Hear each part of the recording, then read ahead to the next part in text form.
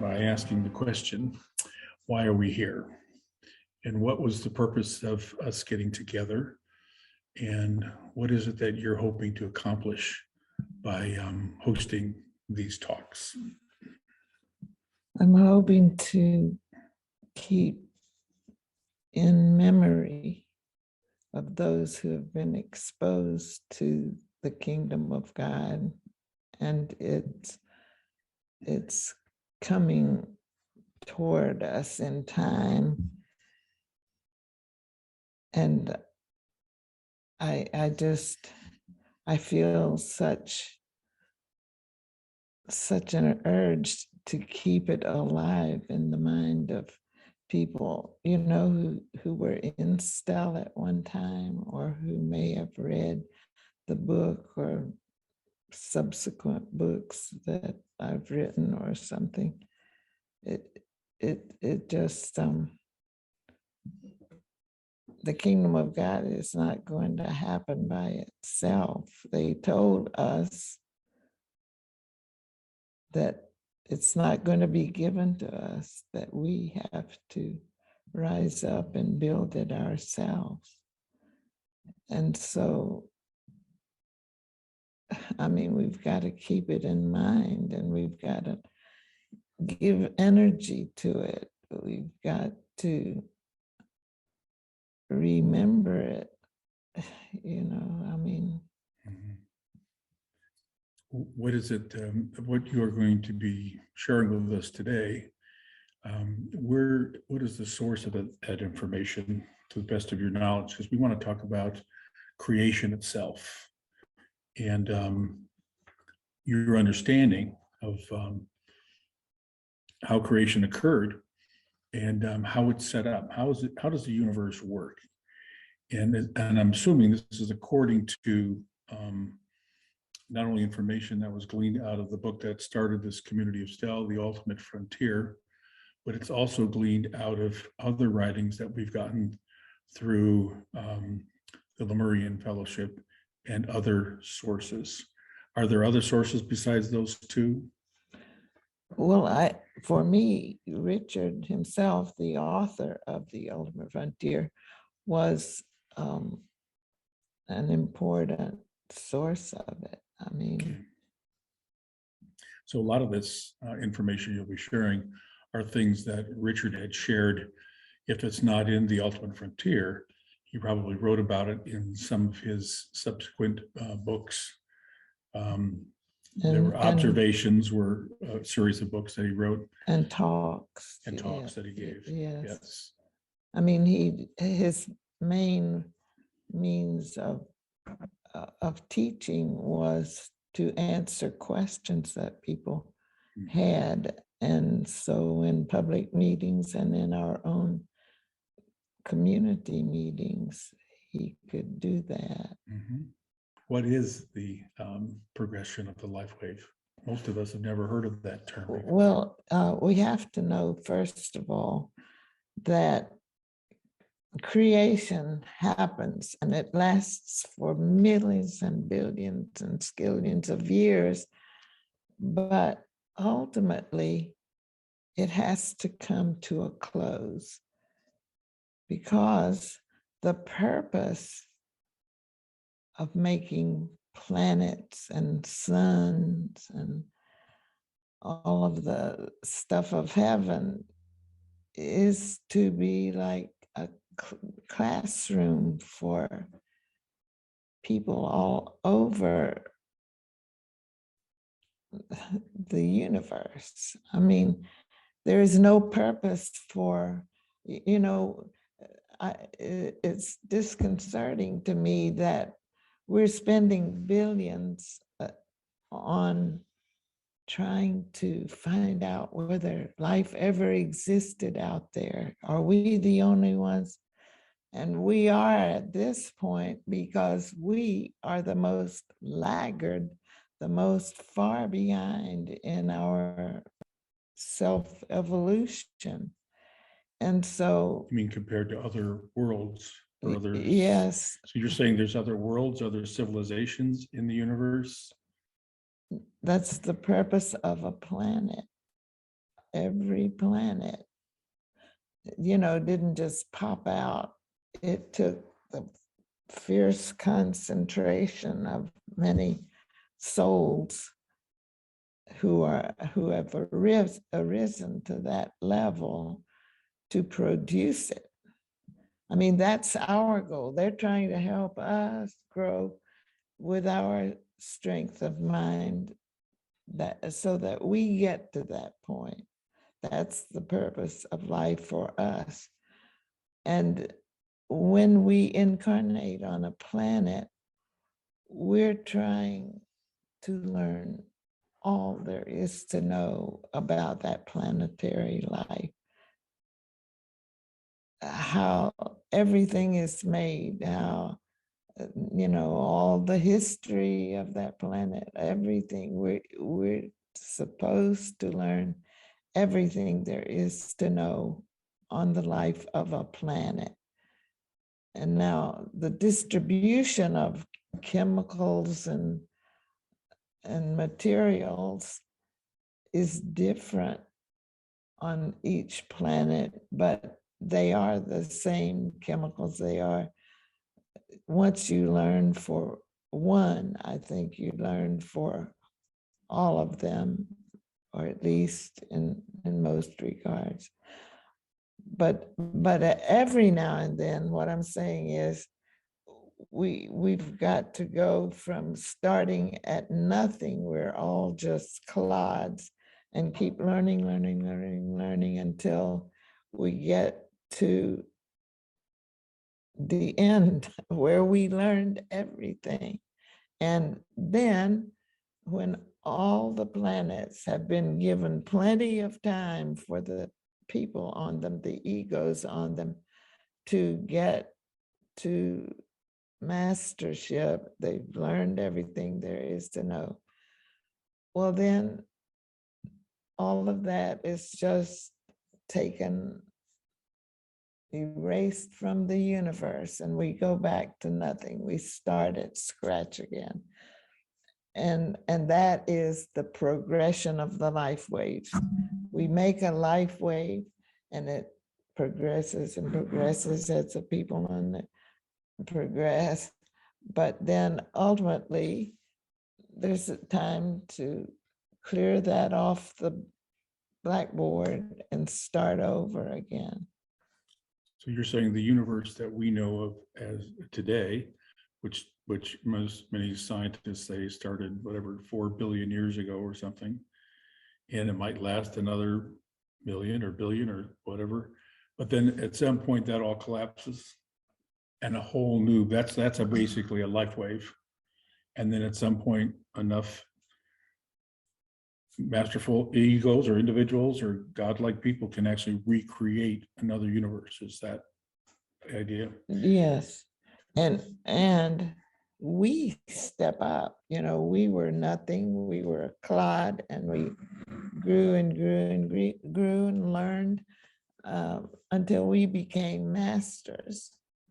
Now, what happens at the changing of the life waves is that those who were masters are now going to step up to become angels. And those who were angels who live on the planets, live on the moons of the planets, step up. The angels step up to archangelicship or archangelichood. And then those who were archangels step up to the celestial host, to the celestial plane, that is the Godhead, God.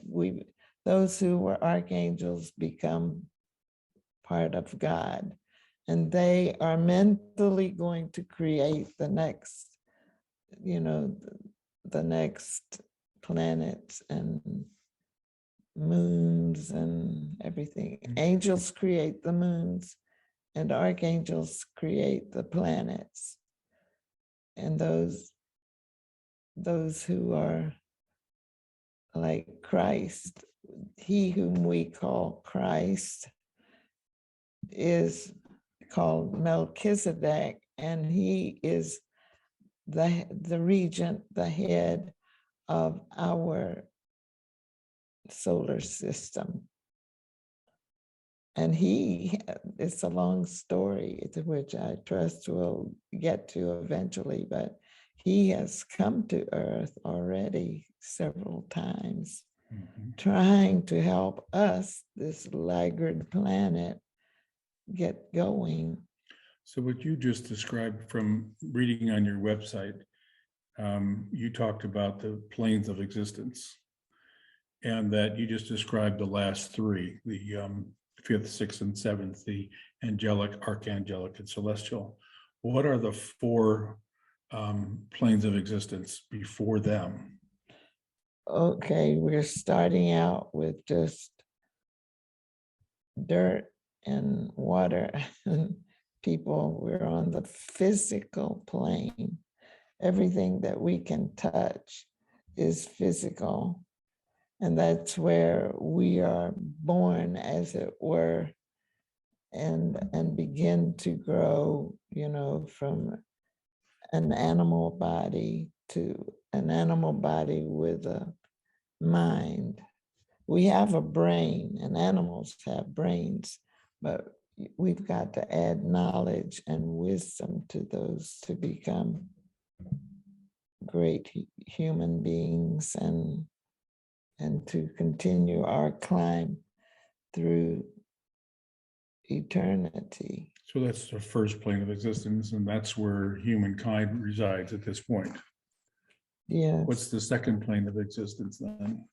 Well, there's also concurrent with this plane an etheric plane, which is the force. It contains the force fields for everything that exists. If there were not force fields holding the molecules in place, they would just sort of fly off in different directions. But the etheric plane is a lot of force fields just keeping together whatever is of matter. Okay. So then every human has a physical body and an etheric body or presence built within the physical body. And then there's a third plane of existence, which is what? The astral plane is where we go in sleep or death. Those who we can go there and sleep while we're incarnate on the physical plane, and then we wake up the next morning and then we're back on Earth and back. But you can also stay there for eons, just living on the astral plane, if you didn't feel like you wanted to incarnate again. So after we die, we return to the astral plane where we can basically assess, is that right? Assess the life that we lived, and maybe if we lived, does that mean we lived another life before that? Yes, as a matter of fact, we live. I suppose we should talk about reincarnation, huh? Oh, yes. Well, yes, reincarnation is a very important part of all of this. Then there's one other, let's finish the fourth plane of existence so we get all seven of these. What is the fourth plane then? It is the mental. We are building a mental body with all that we learn. The more we learn, the more we learn, the more we're building this mental body. That's our real soul. The physical body is not. The physical body is just our little horse that we ride through life on or something. But the real us is our mind. And So it's important to keep adding to our mental body. Those on the those people who have lived on the other planets of this solar system have all reached that point, and they've just been sitting there twiddling their thumbs probably for many, many years, waiting for the rest of us slow ones to catch up. There are many people, of course, who are very intelligent and not slow and so forth, but are they building their mental body is the question. And the more we add to our mentality, the closer we're growing in that direction. Well, ask for clarification in there. When you talk about the mental body and the more that we need to learn and understand, is it more than just intelligence, or does it include the virtues and ethics and moral understanding? I mean, where does love fit into all this? Love is the sum of everything good and beautiful that we're building in a lifetime. But another thing is we need to come to natural clairvoyance so that we can perceive more profoundly what's going on around us. So we're building a mind that's going to be so powerful that we will learn everything about the planet we live on, so that we might go on to become an angel in the next life wave. Life wave. Okay. Yeah. So for most of us as human beings on this planet right now, our goal or our job or the work before us is the process of individual awareness, evolution, understanding, deepening. I guess you could say the God within ourselves. There's an expression that was used often in the earlier days of STEL, from clod to God, and that implied that we as individuals have the ability to become more aware, to become more knowing, to become more loving, to become more capable, to become more understanding, and that is a worthwhile journey in itself. So if that is the case, it seems though that you say to master everything, how does somebody get to that point in one lifetime? I mean, how is that even remotely possible to know everything? That seems absolutely impossible. Right. So where does that leave the humans who don't ever even awaken to who they really are? They're just, people kind of moving through life, and then they're gone. So what hope is there for people in general? Well, they will just, at the end of the life wave, their memories will just be wiped away, and they'll be assigned to a new planet in the next life wave. Okay. So that they can start over. There's no hell to burn in.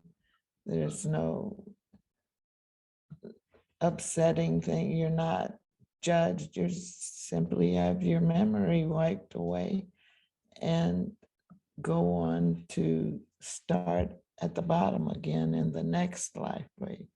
You'll just have to incarnate into some animal body that the angels of that planet made for that particular planet. But so we may actually come back in an animal body at some point. I mean, in the next life wave, someone can actually, I'm assuming that once somebody shows up in this life wave that's happening, when somebody shows up in the human body, can they go backwards and end up in an animal body in this life wave?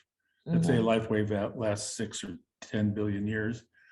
Or once you're human, are you human for the entire life wave? Oh, you're a human for the entire life, but you know, we were just talking about after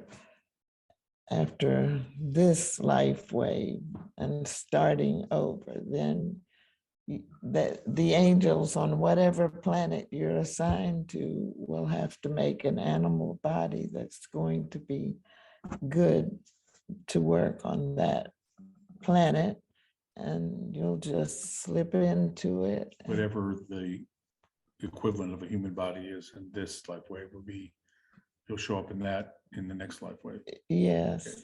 But what about this life wave? It seems like you live a lifetime and you make it so far to understanding between Claude and God. Then at that point, you just go into limbo and you wait till the next life wave. Is that it? You have one lifetime? Isn't this where reincarnation comes in? What are the thoughts behind reincarnation? How does that work during this life wave? Oh, yes, it is so important. I mean, what hope could there be for a person who only has one lifetime and he doesn't learn all there is to know about planetary life? Which is pretty likely for 99.99999% of us Well, in one lifetime. Yeah. yes, yeah. I mean, 100% of us had to work a long time before we could even start to make progress. And, you know, we've known people who maybe have not incarnated a lot or had opportunities in their subsequent lifetimes to become educated or to rise. And there's proof in the Bible still, despite the fact that they tried to take this out of the Bible back in the time of the Nicene Creed and Nicene councils, back in 350 or to 500, they tried to take out this reference to the life waves. I mean, to the reincarnation. But it is most important to realize, because it would not be fair if. What is the story in the Bible you're referring to? They left in a couple of references to reincarnation in the Bible. One was when Christ had been teaching his disciples about this, but he couldn't teach the world about it because that would just confuse so many people. The big powers, political powers or clerical powers, would feel that we were giving out too much information here, or getting the attention of the people or something. It's very stressful to political leadership and clerical leadership. Sure. To not be able to control the thoughts of the people. So Christ couldn't preach it to the masses, but he did talk about it with his disciples. And there are two examples that we can point to that are left in there. One of them had to do with John the Baptist. It was whether Elijah had come again, the prophet Elijah.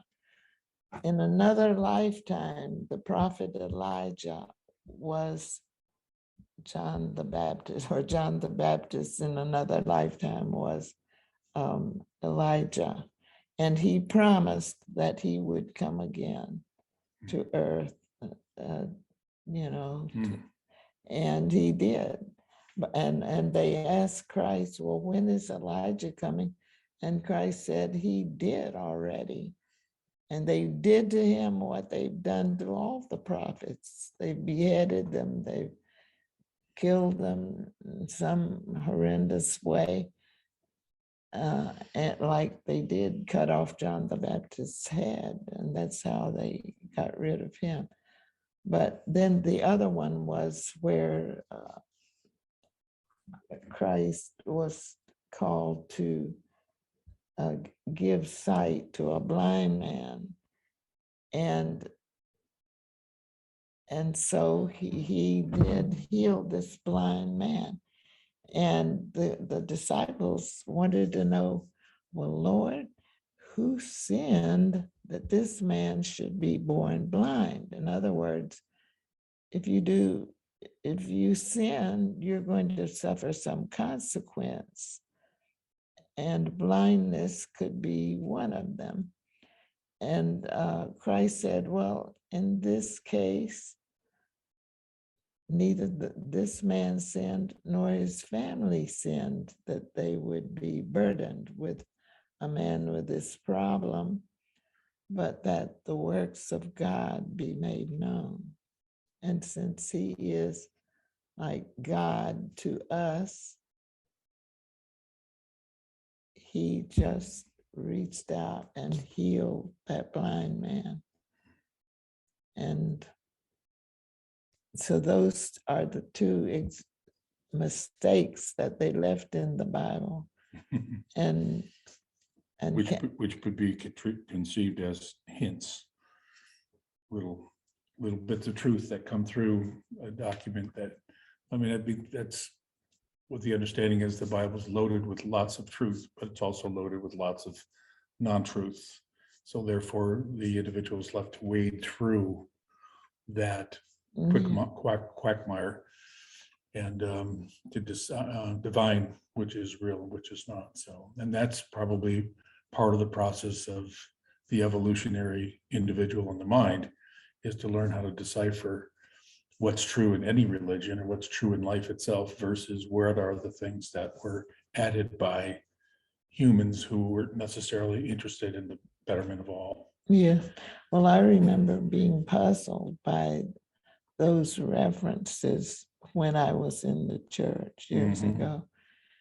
And so you just have to wait till you can't learn things like this by going to church, but you could at least read the Bible. I mean, we've grown up in a 50-year window in time in which we can read the Bible and we can talk about it, and we can get the political people upset, and we can get the ecclesiastical people upset without being killed for it, you know. So we're in the best moment in time that we could have incarnated. That's a good reminder, yeah. But let's go back then to the question about reincarnation. If that's true, if it does exist, that means most of us have lived more than one life. Is it like 2 lives or 5 lives, or how many lives have most people lived, according to your understanding? Yes, well, I guess there's no way to generalize about how most people have lived, but the people who have not had good opportunity in life, and they haven't even in this lifetime gotten much education, probably have not incarnated very often. We don't know why or anything, but people who are intelligent, are, you know, like if we were born in the United States, that's a good sign that maybe we had incarnated a number of times. But I mean, if we've been born here and we've had college education and have augmented our intelligence, we were told, Richard was told, that he had been incarnated, that he had incarnated some close to 3,000 times by now. So I'm sure I'm nowhere near that, but you know, the fact that we can speak plain English and go to college is some sign that we made some progress. Well, so then you hinted at something else there, in that if we were blessed to be born at this time in the United States in the last 100 years or so, I think you were pointing to something besides reincarnation, but rather karma. That's a concept you've talked about, and that's talked a lot about in the early materials. And that, can you just explain what karma is? And do you think it's real? Do you think it really has a bearing? How somebody lives this life determines their next life, not only their next life, but even their present life. Your karma carries with you here, and that implies, I mean, that goes back to the story of the blind person that Jesus was talking about. Did he sin or did his parents sin? So that someone's paying a debt is what's A implied there. karmic debt, yes. So what is that? Do you feel like We that's we real? don't have a word for that in English, so we take the word from India that they use. And karma means carryover. If you didn't pay all your debts off before and dying and then having to incarnate again later, then you will have to carry over that debt until the next lifetime. And, you know, it's happening to us all the time. I mean, we don't get killed, for instance, or we don't get kept in ignorance unless we have karmic debt to pay off. I mean, whatever makes us suffer or not reach some great potential is just because of the intervention of karma.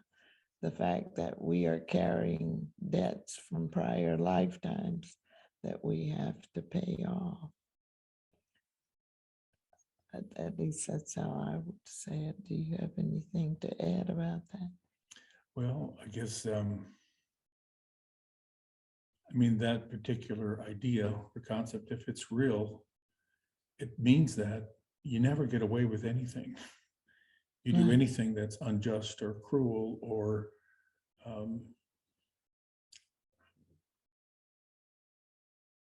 affects another in a negative way, where you have actually done something, not them interpreting it, but rather you actually harming others. And then it means what you're saying is that harm comes to them. And if it doesn't show up in this lifetime, it certainly will in the next.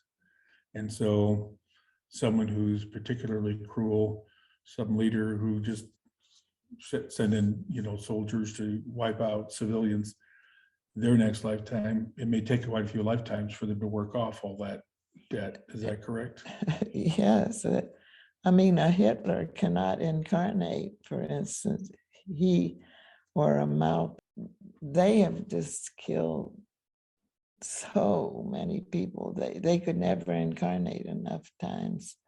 And there are many egos like that living at the bottom of the astral plane.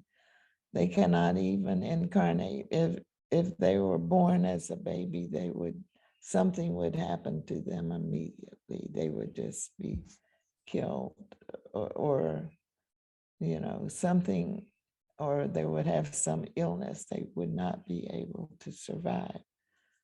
So there's a reason for everything.